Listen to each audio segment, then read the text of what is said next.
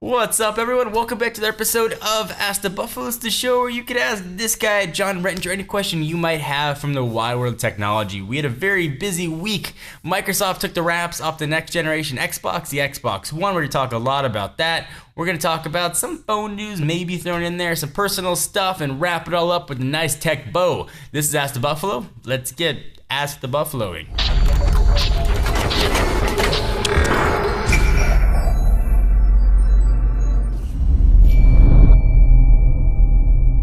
Alright, so the first question comes from our friend Josh. It's asked, hey John, what is the future of GameStop and other retailers that sell used games? With what Microsoft has said about the price to buy a used game on top of the game price, will GameStop and others start to fade away after the last generation games fade away? To give a little bit of reference, so what was initially said when the Xbox One was announced was done an interview between Kotaku, which is a gaming site, and Microsoft corporate vice president Phil Harrison. Essentially what they said was the fee for buying used games or borrowing one from a friend is going to be the full cost of the game. So if it's $60 for retail, you'll have to pay $60 in order to activate it.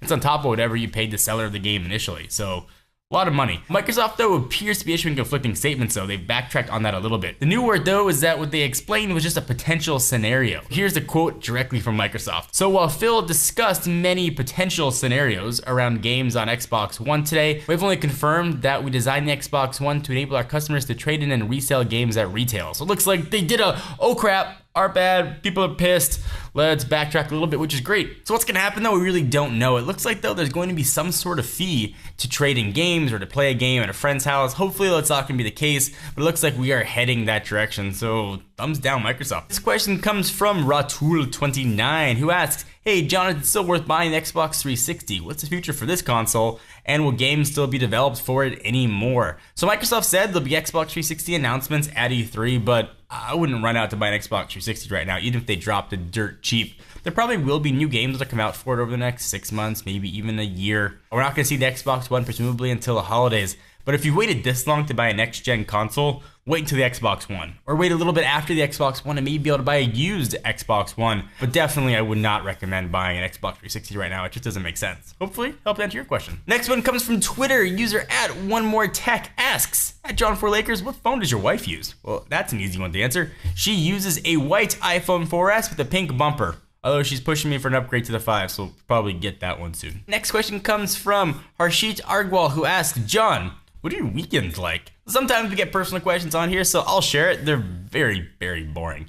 Usually I will try and sleep as late as possible, which recently is like 10:30. I'll make some coffee. I'll sit with my wife on the couch and we'll watch some TV for probably more than we should. We'll go out and run some errands, maybe go catch a movie, see some friends, and then come home, maybe take Lucy for a walk and go to bed. It's a pretty boring life. And in there, I'll probably play some new phones. I'll play a game on the computer, or do something on a tablet, and that's really it. I'm kind of boring.